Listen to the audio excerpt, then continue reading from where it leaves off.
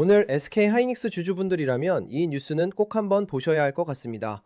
최근 SK하이닉스 주가가 상당히 크게 흔들리고 있습니다. 그런데 이런 상황에서 애플과 관련된 흥미로운 메모리 뉴스가 하나 나왔습니다. 애플이 삼성전자와 SK하이닉스의 메모리 가격을 낮추기 위해 중국 업체를 새로운 공급처로 활용하려 했는데 오히려 그 전략이 생각처럼 제대로 먹히지 않았다는 내용입니다. 애플이 검토한 업체는 중국의 CXMT와 YMTC입니다. 특히 CXMT의 D램을 이용해 삼성전자와 SK하이닉스의 가격 인하 압박을 주려고 했던 것으로 알려졌는데요. 그런데 결과적으로는 중국 업체가 한국 업체보다 확실하게 싼 가격을 제시하지 못하면서 오히려 삼성전자와 SK하이닉스의 가격 협상력이 더 강해질 수 있다는 분석까지 나오고 있습니다. 저는 오늘 이 기사에서 단순히 애플이 중국 메모리를 사용하느냐보다 왜 중국 업체가 가격으로도 삼성전자와 SK하이닉스를 압박하지 못했는지, 그리고 이게 앞으로 SK하이닉스에는 어떤 의미가 될 수 있는지 이 부분을 중요하게 봤습니다. 오늘은 이 내용과 함께 금요일장까지 크게 밀린 SK하이닉스 주가도 같이 보겠습니다. 먼저 애플 입장에서 생각해 보겠습니다. 애플은 아이폰을 비롯해 엄청난 양의 제품을 판매하기 때문에 메모리 가격이 조금만 올라가도 전체 비용에는 상당한 영향을 받을 수 있습니다. 특히 최근처럼 메모리 공급이 타이트해지고 가격까지 올라가기 시작하면 애플 입장에서는 삼성전자와 SK하이닉스 같은 기존 공급업체와의 가격 협상이 더 중요해질 수밖에 없습니다. 이때 새로운 공급업체가 생기면 애플 입장에서는 협상 카드가 하나 더 생깁니다. 쉽게 말해서 가격을 낮춰주지 않으면 다른 회사 제품을 사용하겠습니다. 이렇게 기존 업체들을 압박할 수 있는 겁니다.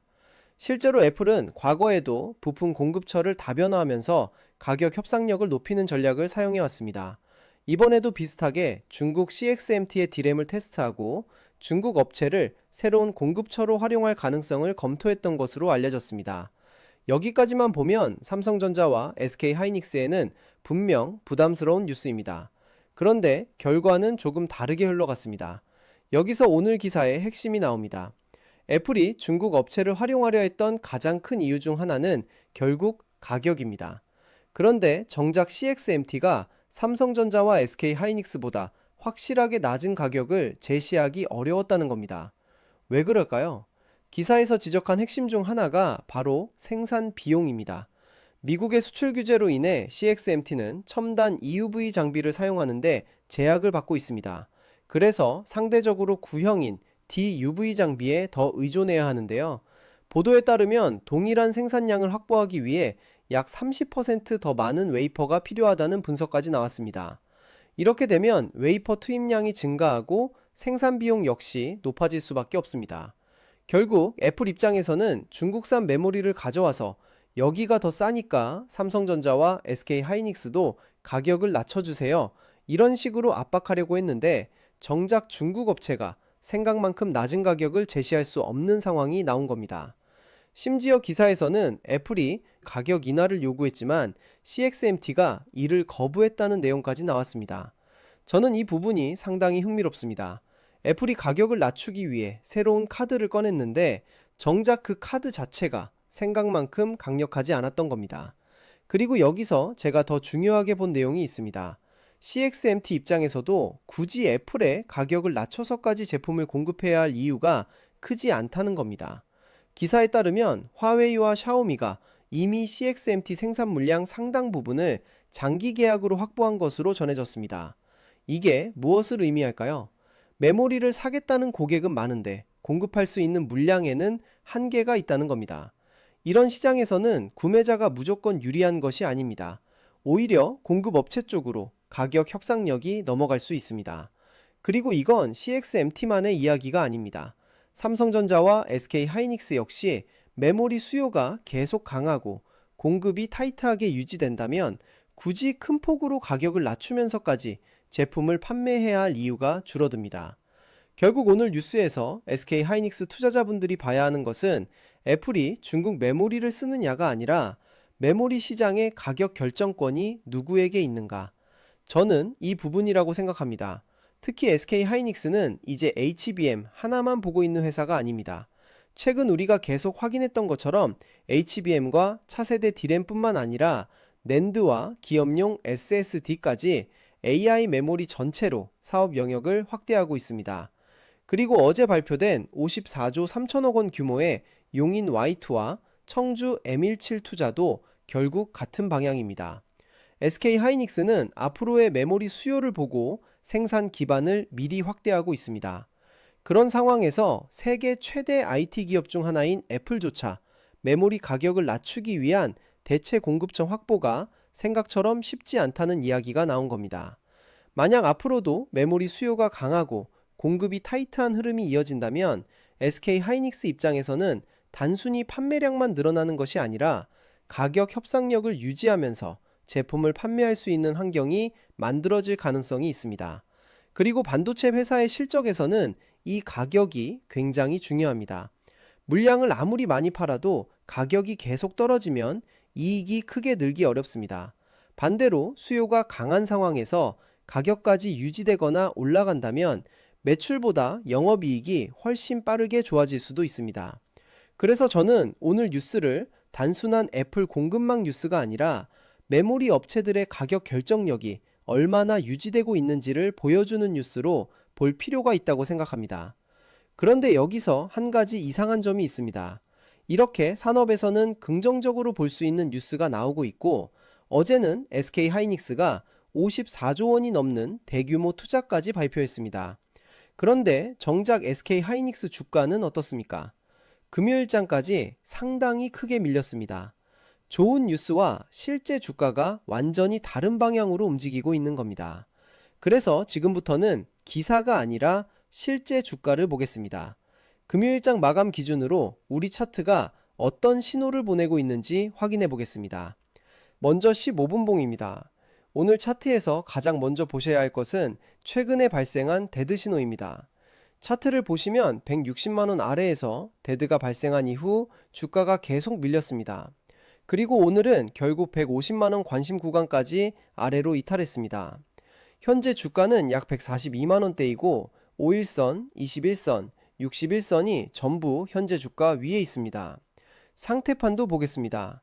핵심 구간은 관망 구간, 종합 추세는 강한 하락, 그리고 5일, 20일, 60일 이동평균선도 전부 주가 아래가 아니라 주가가 이동평균선 아래에 있는 상태로 표시되고 있습니다.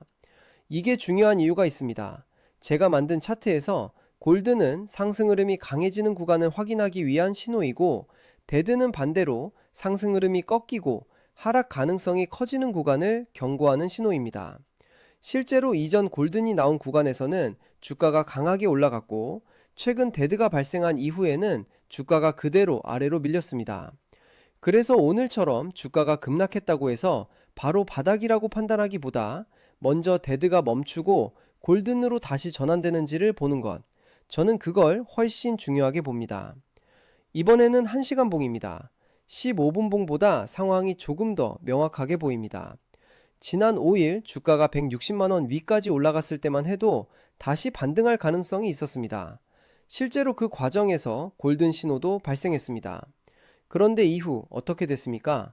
고점을 더 이상 높이지 못했고 다시 데드가 발생했습니다.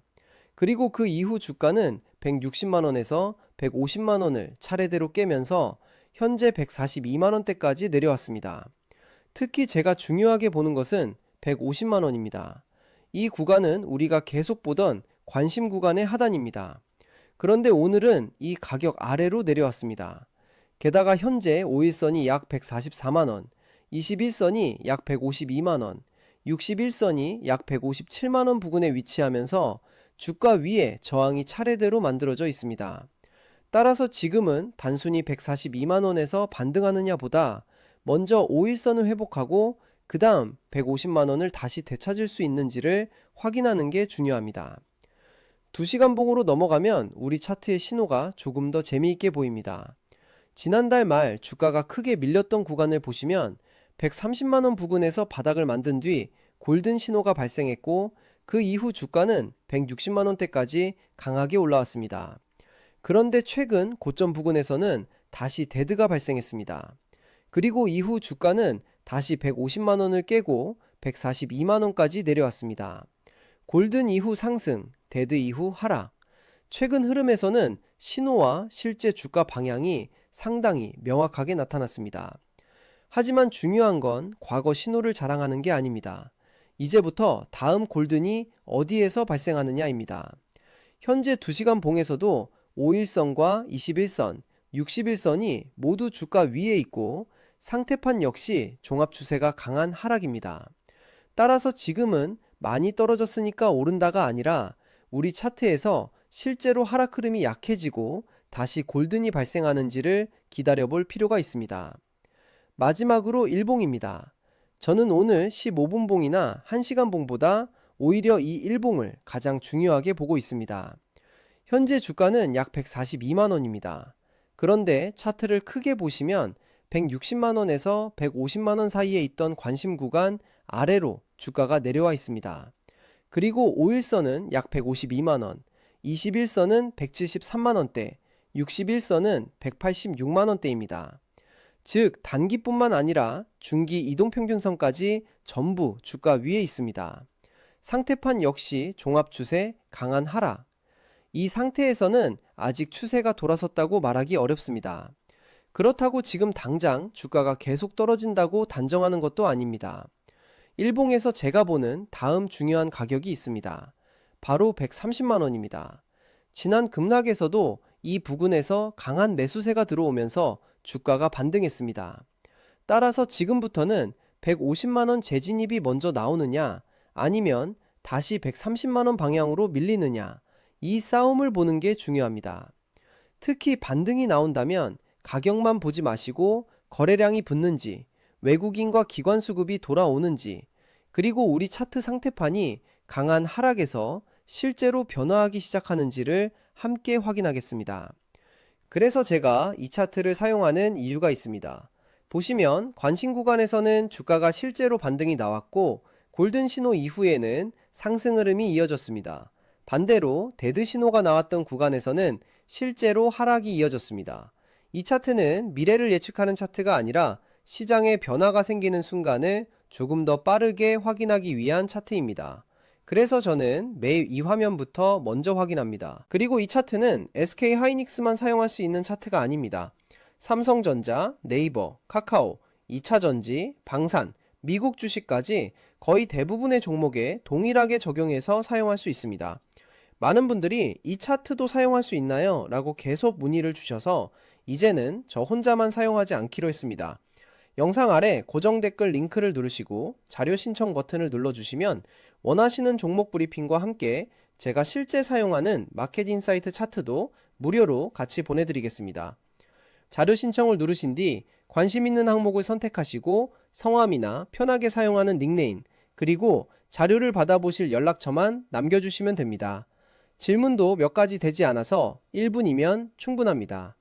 브리핑에는 오늘 시장에서 가장 중요한 이슈, 외국인과 기관 수급 변화, 삼성전자, SK 하이닉스, 핵심 체크포인트, AI 반도체 주요 뉴스, 관심 종목 브리핑, 앞으로 확인해야 할 일정과 투자 포인트까지 함께 정리해서 전달드리고 있습니다. 브리핑과 PDF 파일, 기업 정보 모두 무료로 제공하고 있습니다. 처음부터 부담 없이 받아보시고 앞으로 시장을 바라보는 기준을 만드는데 도움이 되었으면 하는 마음으로 준비했습니다. 물론 이 자료 하나로 모든 종목의 움직임을 예측할 수는 없습니다. 하지만 적어도 왜 주가가 움직였는지, 지금 무엇을 확인해야 하는지, 다음에는 어떤 흐름을 봐야 하는지 이런 기준을 세우는 데는 분명 도움이 될 수 있습니다. 지금 보유한 종목이 불안하시거나 앞으로 시장의 돈이 어디로 움직일지 조금 더 빠르게 확인하고 싶으시다면 영상 아래 마켓인사이트 브리핑 페이지에서 필요한 자료를 확인해 보시기 바랍니다. 자, 차트까지 같이 보셨는데요. 여기서 주주분들이 가장 궁금하실 부분입니다. 그렇다면 오늘 나온 애플 관련 뉴스가 다음 주 SK 하이닉스 주가를 다시 끌어올릴 수 있을까요? 저는 이 뉴스 하나만으로 월요일부터 바로 반등한다고 말씀드리고 싶지는 않습니다. 방금 차트에서 확인했듯이 현재 기술적인 흐름 자체는 아직 약하기 때문입니다. 하지만 최근 주가가 상당히 크게 밀린 상황에서 메모리 가격 협상력에 긍정적으로 볼 수 있는 뉴스가 나왔다는 점은 분명 체크할 필요가 있습니다. 특히 최근 며칠 동안 나온 뉴스를 같이 놓고 보면 조금 재미있습니다. 주가는 크게 떨어졌는데 SK하이닉스는 54조 원 규모의 투자를 결정했고, 이번에는 애플조차 중국 업체를 이용해 메모리 가격을 낮추려던 전략이 생각처럼 쉽지 않았다는 이야기가 나왔습니다. 즉, 단기 주가는 약하지만 삼합에서 나오는 이야기까지 전부 나쁜 것은 아니라는 겁니다. 그래서 월요일에는 뉴스 제목보다 시장이 실제로 어떻게 반응하는지를 보는 것이 훨씬 중요합니다. 좋은 뉴스가 나왔는데도 주가가 계속 밀린다면 아직 시장이 다른 위험을 더 크게 보고 있다는 뜻입니다. 반대로 최근 하락 이후 거래량과 함께 매수세가 들어오고 외국인과 기관 수급이 돌아오면서 주가가 주요 가격대를 다시 회복한다면, 그때는 최근 쌓이고 있는 긍정적인 뉴스들이 실제로 투자 심리 회복에 힘을 보태기 시작했다고 볼 수 있습니다. 결국 좋은 뉴스가 진짜 호재인지 아닌지는 기사 제목이 아니라 월요일 주가와 수급이 확인시켜 줄 겁니다. 오늘 내용을 정리해 보겠습니다. 애플은 중국 메모리 업체를 활용해서 삼성전자와 SK하이닉스의 가격 인하 압박을 주려고 했던 것으로 알려졌습니다. 그런데 중국 업체가 생각만큼 낮은 가격을 제시하기 어려웠고, 이미 다른 고객들의 수요까지 강하다 보니 애플의 협상 카드가 예상만큼 강하게 작동하지 않았다는 겁니다. 저는 여기서 애플의 전략이 실패했다는 것보다 삼성전자와 SK하이닉스의 메모리 가격 협상력이 쉽게 무너지지 않고 있다는 점을 더 중요하게 보고 있습니다. 특히 최근 SK하이닉스 주가가 크게 떨어지면서 AI와 메모리 호황 자체가 끝나는 것 아니냐는 걱정도 나오고 있습니다. 그런데 한쪽에서는 SK하이닉스가 54조 원을 투자하면서 미래 생산 능력을 확대하고 있고, 다른 한쪽에서는 메모리 가격을 낮추기 위한 대체 공급정 확보가 생각만큼 쉽지 않다는 이야기가 나오고 있습니다. 결국 지금은 산업에서 나오는 신호와 단기 주가가 서로 엇갈리고 있는 상황입니다. 그래서 다음 주에는 좋은 뉴스가 나왔다고 미리 반등은 예상하지 않겠습니다. 실제로 외국인과 기관의 매수세가 돌아오는지, 주가가 우리가 보고 있는 중요한 가격대를 다시 회복하는지, 그리고 우리 차트에서 데드 이후의 하락 흐름이 멈추고 다시 골든 신호가 만들어지는지, 저는 이 부분을 먼저 확인하겠습니다. 좋은 뉴스가 진짜 호재인지는 결국 시장이 가격으로 보여줍니다. 월요일 시장에서 의미 있는 변화가 나타나면 차트와 함께 다시 빠르게 정리해서 말씀드리겠습니다. 영상에서 사용하는 차트와 종목 브리핑 자료가 필요하신 분들은 영상 아래 고정 댓글이나 브리핑 페이지에서 신청해 주시면 함께 받아보실 수 있습니다. 오늘 영상이 도움이 되셨다면 좋아요와 구독 부탁드립니다. 감사합니다.